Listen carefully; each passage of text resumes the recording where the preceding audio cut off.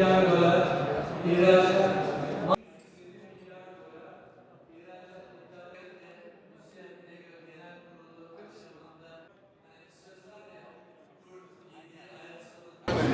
Tamam biraz.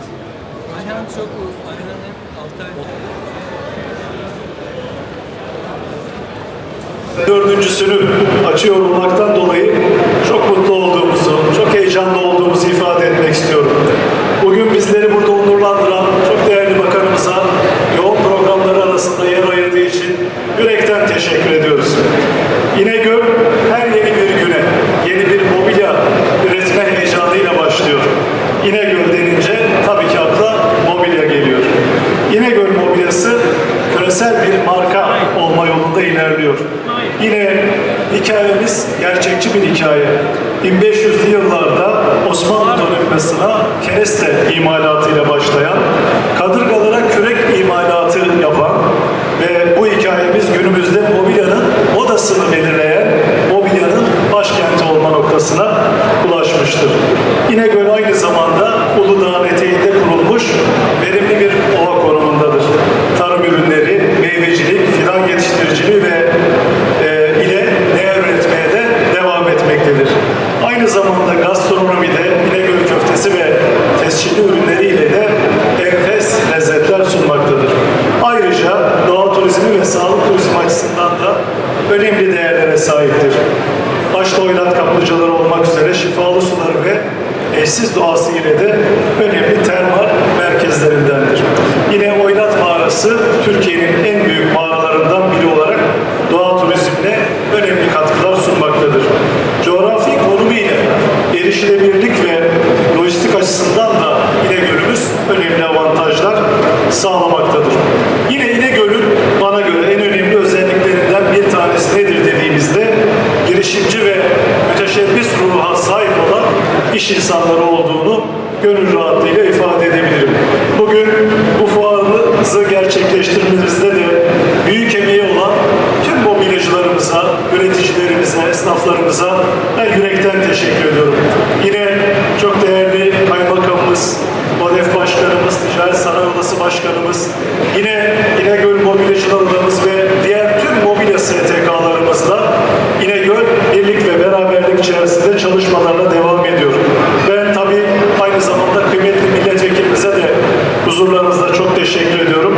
Kıymetli bakanımıza, valimize çok teşekkür ediyorum. İnşallah birlik ve beraberlik içerisinde bu emeği büyütmeye devam edeceğiz. Bu vesileyle mobilya almak isteyen tüm misafirlerimizle de İnegöl'ümüze davet ediyor. Hepinize saygılar sunuyorum. Bugün şu anda İnegöl'de 54. MODEF Mobilya Fuarı'nın açılışını hep birlikte gerçekleştiriyoruz. Bu fuarın ilk kurulduğu tarihi hatırlıyorum. 1999. O zaman Müsiat Genel Sekreteriydim. Arkadaşlarımız bu fuar için İnegöl Müsiat ve İnegöl TSO çalıştıklarında hakikaten Allah kuvvet versin dedik. Organizasyon yapmak kolay bir şey değil. Kalıcı, güçlü, sürdürülebilir bir fuar yapmak. Biz bunu Müsiat Uluslararası Fuar çalışmalarımızdan hatırlıyorduk. Ve Maya tuttu. Bugün 54.sini düzenliyorlar. Bir de çok iddialılar. Normalde fuarlar yılda bir defa yapılır. Hele uluslararası nitelikte olduğunda bazen 2 yılda bir, bazen 1 yılda bir yapılır. İnegöl Mobilya Fuarı MODEF öyle iddialı ki senede 2 defa yapıyor. Nisan, Ekim zannediyorum. Ve hakikaten yürekten kutluyorum. MODEF Mobilya Uluslararası Fuarı 54. defa kapılarını açtı. Hayırlı, bereketli olsun. Helalinden hepinize bol kazançlar diliyorum.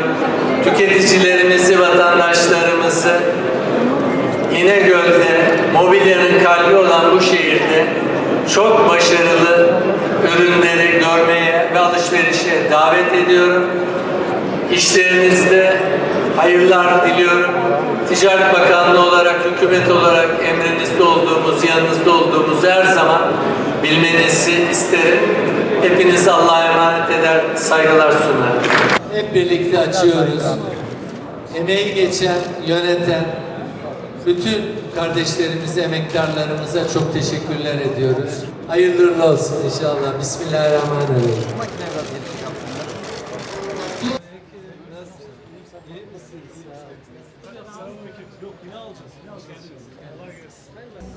Sayın Bakan.